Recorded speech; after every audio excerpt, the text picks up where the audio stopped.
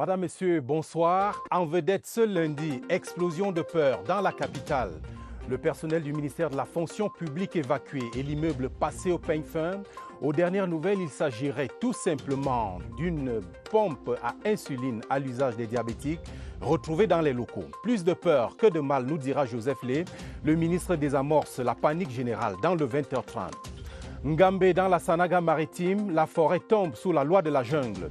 Guerre ouverte entre exploitants et population, exploitation anarchique et pillage des essences alimentent les tensions. Retentissement de la sonnette d'alarme dans cette édition. Lutte contre le coronavirus, testing de la chicotte dans la sensibilisation. Face au refus du port obligatoire du masque, le gouvernement prescrit la répression. Comment les mairies passent à l'action et à l'offensive? Température dans ce journal. Voilà pour les titres. Un geste barrière, puis un message, et je vous raconte les nouvelles en détail dans un instant.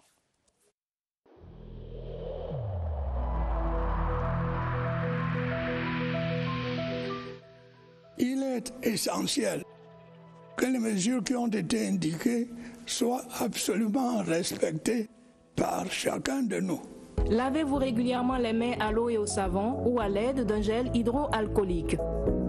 Restez à au moins 1 mètre de distance des autres personnes, surtout si elles toussent, éternuent ou ont de la fièvre.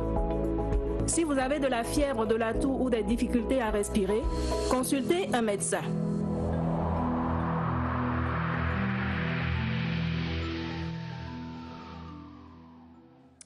Commençons par cette condamnation du repli identitaire et du discours de haine à travers les réseaux sociaux et les médias.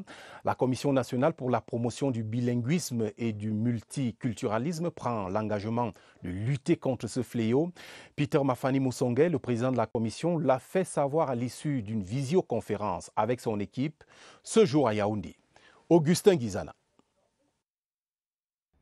Par visioconférence, la Commission Musonge a envoyé des signaux d'alerte sur la manifestation récente de certains éléments de fragilisation du vivre ensemble harmonieux du Cameroun.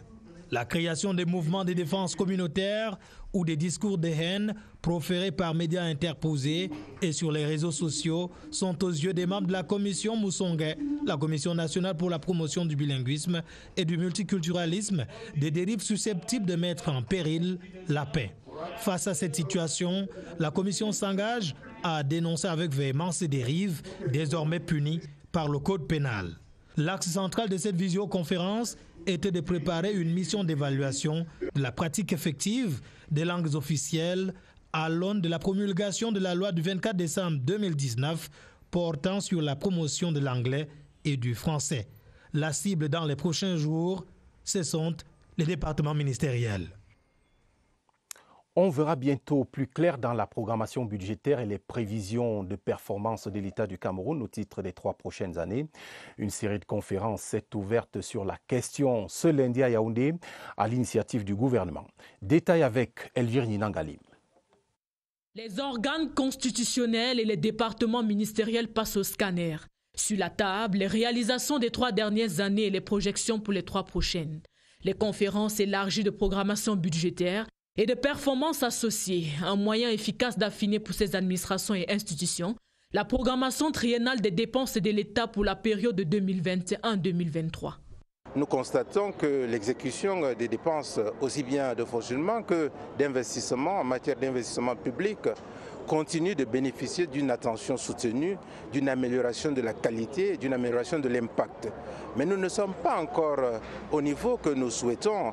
Nous voulons voir, au bénéfice, bien entendu, d'un contexte macroéconomique plus favorable, l'ensemble des projets. Nous voulons penser que les conférences de programmation budgétaire seront de nature à tirer les décisions, à aboutir à des décisions conséquentes. Les travaux qui vont durer 1 semaine, ambition d'établir un cadre de dépenses à moyen terme de qualité, mieux, élaborer les éléments de mesure de la performance et de documents complémentaires utiles. Vous attendiez sans doute les résultats de cette affaire de fraude aux épreuves écrites et facultatives du baccalauréat 2020. Eh bien, les sanctions sont tombées ce jour. 7 personnels en poste à l'Office du baccalauréat du Cameroun écopent d'une sanction de 3 mois de suspension. Décision de la commission d'enquête administrative rendue publique par la ministre des Enseignements secondaires, Pauline Nalova-Lyonga. Elle donnait un point de presse à Yaoundé ce jour. Étienne Pascal Azegue. Négligence, fuite et complicité de fuite sont là les chefs d'accusation reconnus contre les responsables de la fuite observée dans les épreuves de physique, des sciences de la vie et de la terre et de chimie à la session 2020 de l'examen du baccalauréat. Les mises en cause, 7 au total, sont tous en service à l'Office du baccalauréat du Cameroun. La sentence, au terme de l'enquête administrative initiée par le ministère de l'enseignement secondaire, est sans complaisance. Les personnels du service de reprographie de l'Office du baccalauréat sont à compter de la date de signature de la présente décision et sans préjudice des poursuites judiciaires suspendues pour une durée de 3 mois. Le ministre de l'enseignement secondaire, au cours du point de presse donné dans ses services, va remercier la direction de la police judiciaire, l'Antique et la CONAC, dont l'expertise a permis de faire la lumière sur l'incident. Pauline Nalova-Lyonga rassure par ailleurs l'opinion nationale et internationale que l'intégrité de l'examen du baccalauréat de cette année a été préservée. On attend maintenant les résultats du baccalauréat. Les populations de Ngambé s'inquiètent du pillage des ressources forestières de cette localité du département de la Sanaga-Maritime dans le littoral. Elles ont mis sur pied un comité chargé d'attirer l'attention des pouvoirs publics sur ces coupes dont certains auteurs ne disposent même d'aucune autorisation. Les contours de l'affaire dans cet encombrement Bertrand Tanefo, des TV Littoral. Ici, la luxuriance de la flore tutoie les cimes de la perfection. La vertu de la canopée qui trace une ligne interminable vers l'horizon offre aux visiteurs tout ce qu'il y a de frais, de doux et de calme.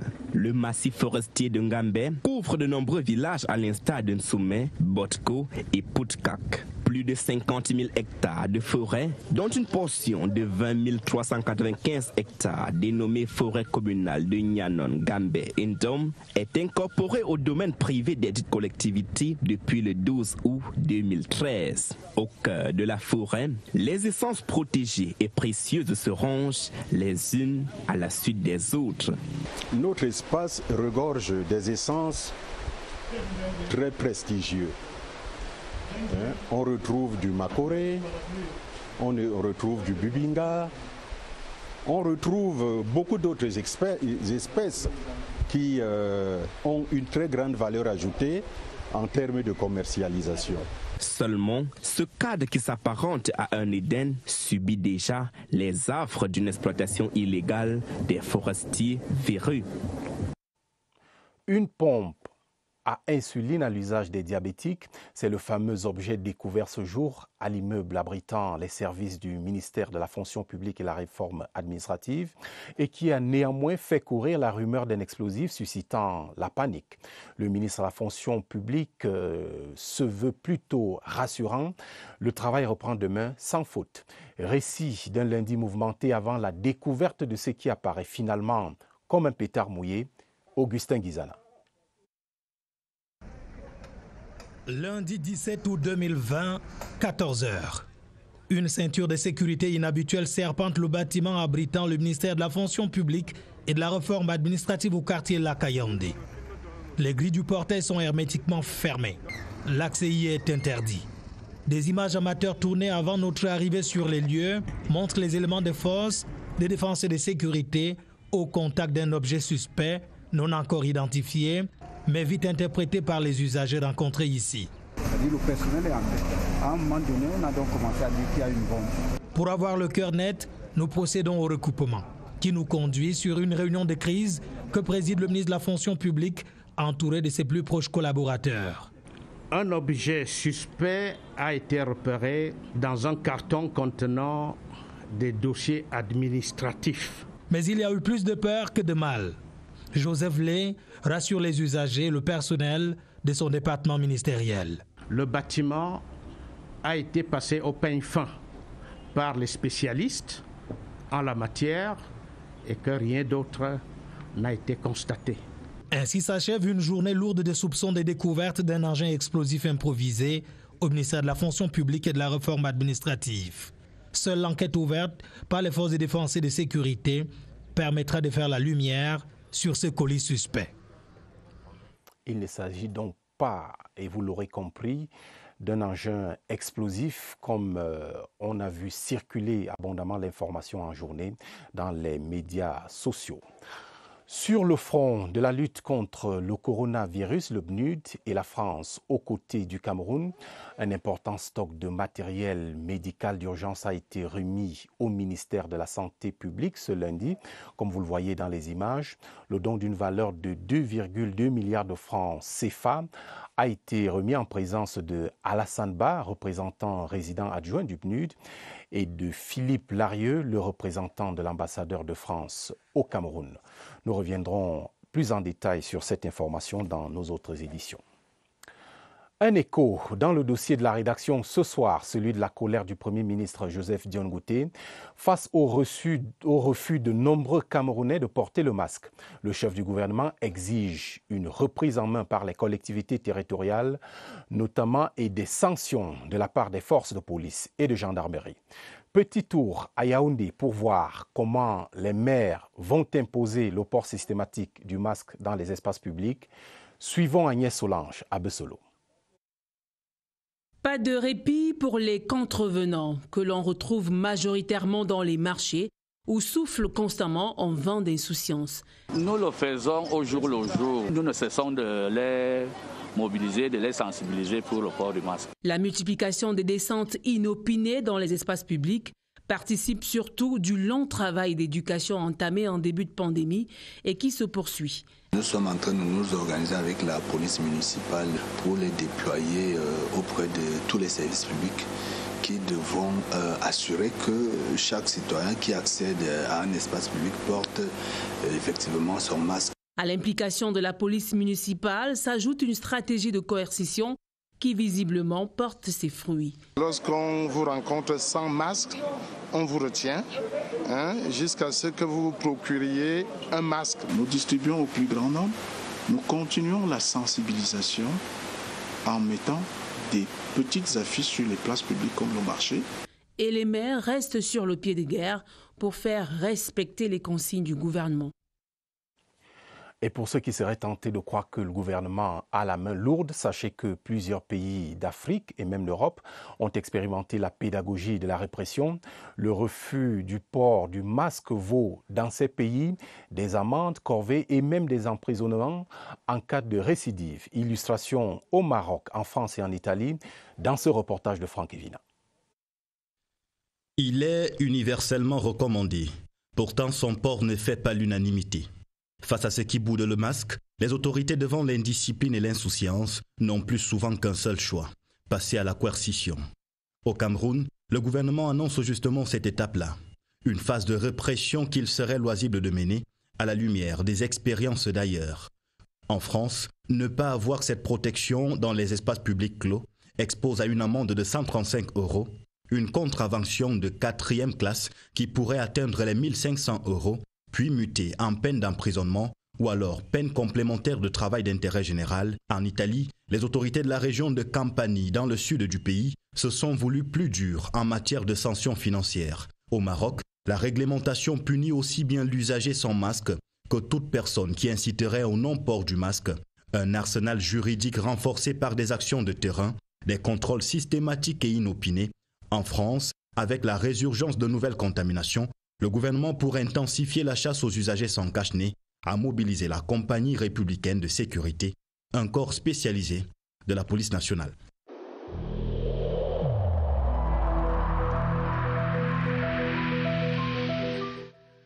Le port du masque dans l'espace public restera obligatoire jusqu'à nouvel ordre.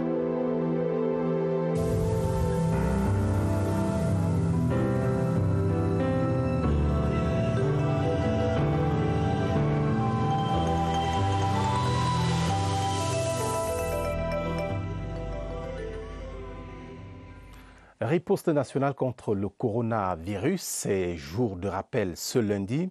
Rappel de la nécessité du respect des mesures barrières. Le docteur Fané Mamat en a fait le nœud de son point de presse donné au Centre des opérations d'urgence de santé publique. où nous attend Évariste Eyenga. Évariste, bonsoir. Une question en vous passant l'antenne. Pourquoi ce rappel ce soir?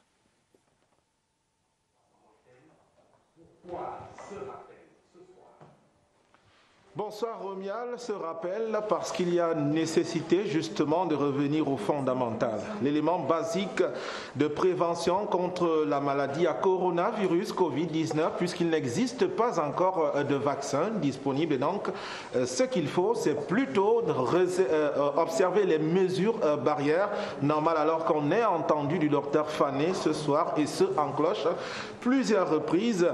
Il faut se laver les mains, il faut respecter la distanciation sociale, il faut porter son masque, il faut aussi manipuler son masque et penser à l'immédiat à laver ses mains aussitôt qu'on a opéré cette manipulation qui elle-même peut s'avérer dangereuse. Et ce rappel a été fait en référence d'ailleurs à un autre rappel, celui du Premier ministre chef du gouvernement, Joseph Dion Ngouté, lors de sa dernière session du comité interministériel du 13 août dernier, qui lui-même que porter le masque, par exemple, restait une obligation au Cameroun. On parle de cette nécessité dans cet entretien que nous accorde ce soir Dominique Christian Olomo Nama. Bonsoir. Bonsoir Évariste. Vous êtes infirmier supérieur et vous êtes en service à l'unité sensibilisation ici au COUPS. Vous qui êtes diplômé en santé publique, dis-nous, du fait de certaines négligences des mesures barrières, on l'a vu en France, en Espagne,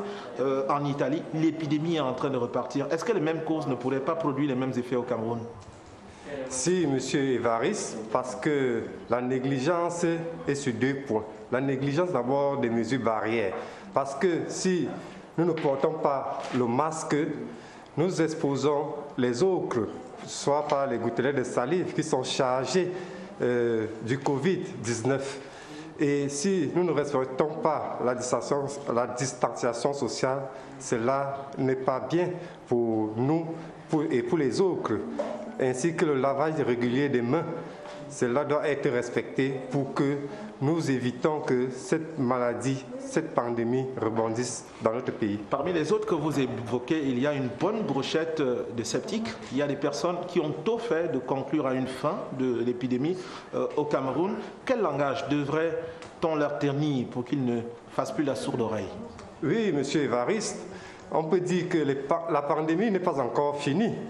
Donc, ce n'est pas encore endigué. Donc, pour ce cas, nous pouvons dire aux populations de toujours respecter les mesures barrières, les 3 mesures essentielles, le port du masque, la distanciation sociale et le lavage régulier des mains. Nous pouvons aussi même ajouter le dépistage volontaire. Par exemple, nous avons la campagne de dépistage des 3T que vraiment nous devons faire parce que, dit-on, un malade en bonne santé est une personne qui s'ignore. Voilà, merci Dominique Christian. On va s'arrêter là pour cet entretien. Mesures barrières. On l'a entendu de vous, Romial, on l'a entendu de Dominique, de moi-même et de bien d'autres reportages qui nous ont précédés. Lors de cette fenêtre, vous comprenez qu'il y a nécessité de revenir à ces fondamentaux. À vous le plateau. On ne peut pas être plus clair, Évariste Eyenga. Merci pour ces rappels et ces précisions relatives au respect strict des mesures barrières. Voici à présent quelques idées pour ceux qui passent les vacances au Cameroun. Vous pouvez profiter de magnifiques levées de soleil en campant au pied du mont Bongogo. C'est à l'est du pays avec une vue fascinante, je vous le dis, d'un rocher de 649 mètres d'altitude situé à un regard de l'aérodrome de Batoré. Un site touristique propice à la retraite spirituelle. C'est la destination Cameroun ce soir, découverte par Caroline Amombozanga.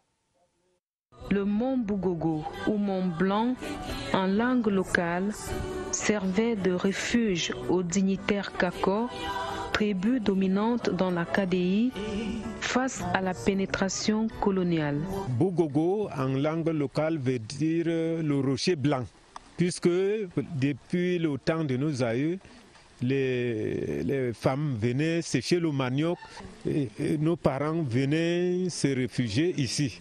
Le chef supérieur du temps venait avec son armée prendre les forces ici. Et aussi, nos parents venaient se camoufler ici. Après l'époque coloniale, le mont Bougogo est resté un lieu mythique, un site touristique, l'objet de nombreuses curiosités.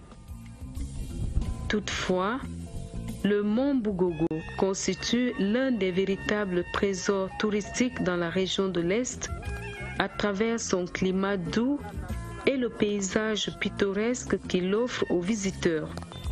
Une destination à explorer pour découvrir ce patrimoine naturel que les religieux et le gouvernement camerounais s'attellent à conserver et protéger.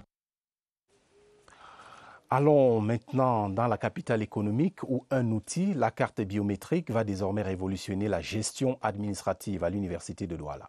Un instrument mis au point par United Bank of Africa. Les deux institutions universitaires et bancaires sont désormais liées par une convention de partenariat signée à Douala où nous retrouvons Georges Cyril Mbon. La convention de partenariat, paraphée ce 12 août au stade Nelson Mandela par United Bank for Africa et l'université de Douala, met en lumière les services informatiques de haut niveau proposés par la Banque panafricaine. UBA Cameroun se positionne comme le leader incontesté de la numérisation des services en milieu universitaire. Ainsi, l'institution financière propose des solutions digitales pour faciliter la gestion académique, administrative et financière de l'université de Douala, notamment avec l'établissement d'une carte biométrique comportant toutes les informations relatives à l'étudiant. Cette carte permettra à l'université de Douala d'avoir la maîtrise de ses effectifs. Le détenteur de la dite carte bénéficiera par ailleurs des avantages sur tout le réseau UBA au Cameroun. Autre avantage de cet accord, la conception par UBA d'un logiciel qui permettra à l'université de Douala d'avoir en temps réel des informations sur la gestion de ses comptes bancaires pour une totale traçabilité de ses fonds. Et la banque est prête à aller encore plus loin dans son partenariat avec la communauté universitaire. Nous comptons mettre en place des facilités qui pourront aider les enseignants et autres personnes d'entrer dans un financement bien réfléchi, en droite ligne avec ce partenariat. UBA envisage également l'accompagnement des étudiants dans leur formation. Nous allons accompagner aussi les étudiants dans les formations, mettre en place nos directeurs, les directeurs de UBA, qui pourront discuter avec les enfants sur leurs thèmes de recherche et les prendre aussi à l'université pour les stages académiques, les stages professionnels. Nous allons progresser comme nous découvrons les problèmes et nous allons apporter des solutions. Évoluant au Cameroun depuis 2008, la Banque panafricaine UBA y compte 18 agences dont 8 à Douala. Elle dispose en outre d'une agence mixte au sein de l'université pour le plus grand bonheur de la communauté universitaire. Dans l'extrême nord, le président de l'Assemblée nationale aux côtés du diocèse de Maroua Mokolo pour une paix durable au Cameroun, Kavaye Guédibril et Monseigneur Bruno Ateba Edo ont invoqué le ciel pour demander à Dieu que règne la paix et la santé au Cameroun. C'était le week-end dernier à Tokombéré dans le Mayo-Sava lors d'un service interreligieux. Alexis Guidjartoan. Le développement et la paix du Cameroun passent par des actions concertées, certes, mais aussi par une communion parfaite et un dialogue interreligieux. Un acte traduit dans les faits par le président de l'Assemblée nationale et l'évêque du diocèse de Maroua Mokolo. Le très honorable Kavaye Guédibril et Monseigneur Bruno Ateba Edo ont invoqué le ciel pour une paix durable au Cameroun, mais aussi pour barrer la route à la propagation du Covid-19 et du paludisme. Ce service interreligieux s'est étendu à l'hôtel de ville qui a été béni par les dignitaires religieux afin qu'il soit un lieu où se prennent des bonnes décisions pour le bien de Tokombéré. Aujourd'hui, c'est la deuxième naissance parce que avoir une telle cérémonie, ce n'est pas facile. Cette bénédiction n'est pas seulement pour la commune, c'est pour l'ensemble de la population. Tous doivent désormais regarder dans la même direction pour que les gestes du président de l'Assemblée nationale et de l'évêque de Maroua Mokolo atteignent leur objectif. En sport football, le coup d'envoi de la saison est annoncé pour le 26 septembre 2020.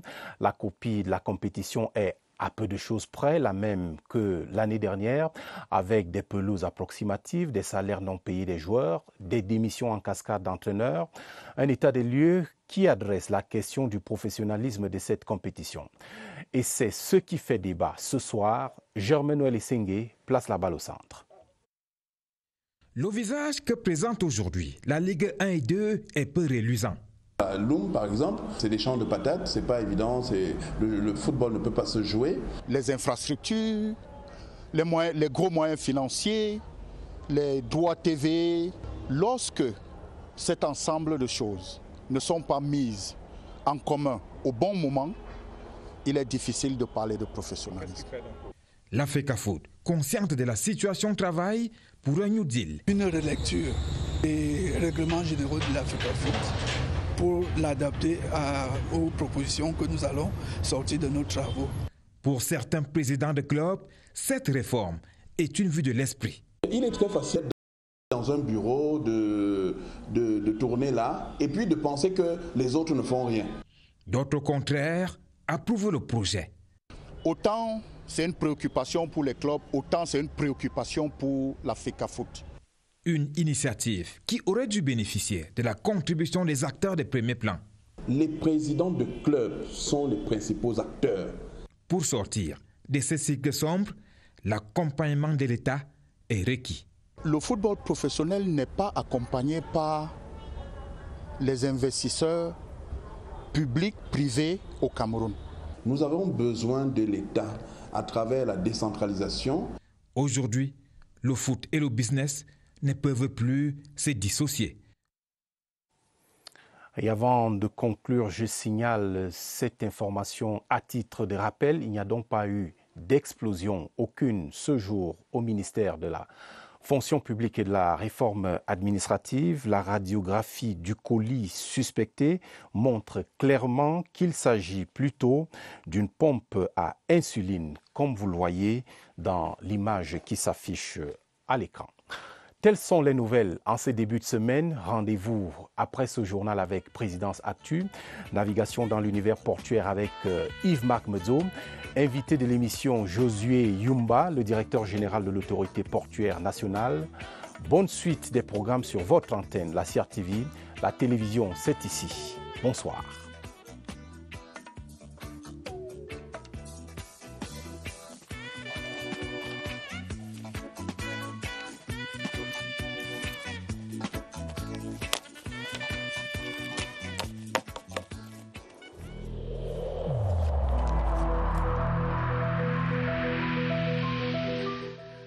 Évitons de stigmatiser ceux qui sont atteints par la maladie.